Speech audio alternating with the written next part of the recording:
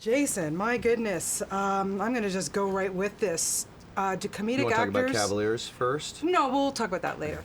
Do comedic actors, why do they make such great dramatic actors? Because, boy, you knocked this one out of the park. Thank you so much. It's a great way to start the interview, by the way. That's a fantastic opening. I don't know if I necessarily agree with what you're saying, but I'll indulge you with a hypothetical answer. I don't know. I mean, if you want the boring sort of scientific answer, I really think when they say comedy's harder than drama, it's because comedy lives past drama. Like, you've got to be believable. That's the drama threshold. And then you've got to be heightened on top of that and have that be believable too. So you've got to have at least what it takes to do drama, and then a little bit more to kind of bend it into something that's a little bit absurd. I think. I don't know. Yeah, well, you did a great job, and Thank you scared the crap out of me. And I have to say, I mean, boy, how did you pull that one out of you? I mean, that script was fantastic. But Yeah. come on, you had to put a little bit of yourself in there.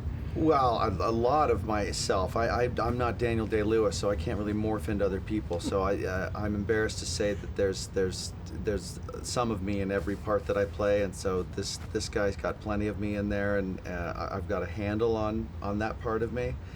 So there's no real physical risk to you right now. But Joel did a lot of the hard work by writing that great script, and you don't need to do much except just be believable. Do you think, like, once a bully, always a bully? Probably, yeah. But I would hope that any bully would see the carnage that they leave behind them, and have that kind of wake something up in them, and make them realize that they should temper that, or eliminate that part, or neutralize that part of themselves a bit, because I don't know if you can ever get any part of you out. You just got to learn how to navigate it all. Yeah, and then you have Joel, who, wrote this great script, directs it, stars in it. What was it like to work with him in that capacity? He's a guy that spent a lot of time on sets, and so he understands the process of every department, and I think that's why a lot of actors make good directors, is because they've got such a great seat to see the apparatus. And he's very respectful of every department. You realize by spending a lot of time on sets that everybody's there for a reason, that no one's there that doesn't need to be there. So he treats everybody with a lot of respect, and understands basically what everybody's job is, so he can really guide and lead, which is what a director's supposed to do. Well, speaking of actors making great directors, you are one of those guys. This is great. You took that perfectly. I mean, I can't drop a bigger hook than that. I read Thank you so well, Jason Bateman. I really do. But did the director in you kind of want to kick in? Like, does that happen to you now when you make films that you're not directing? I'm so eager to help the process happen, because when you schedule a day, as a line producer will, or a first assistant director will, you don't really factor in a lot of time for it not working. Like, you put as much on the list of things to do that day, assuming that it's all going to work. You factor in, we'll try it 5 or 6 times, but then we're going to move on, kind of thing. But there's no concept of it not working after 6 times.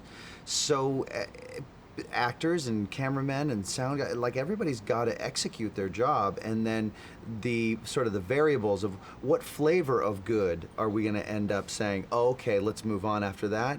That's the only part you factor in. So you really need a lot of people on the set that are game and willing and participating in an eager way, and actors can really be helpful with that. So I make sure I'm cooperative. How do you instill your kids not to be bullies?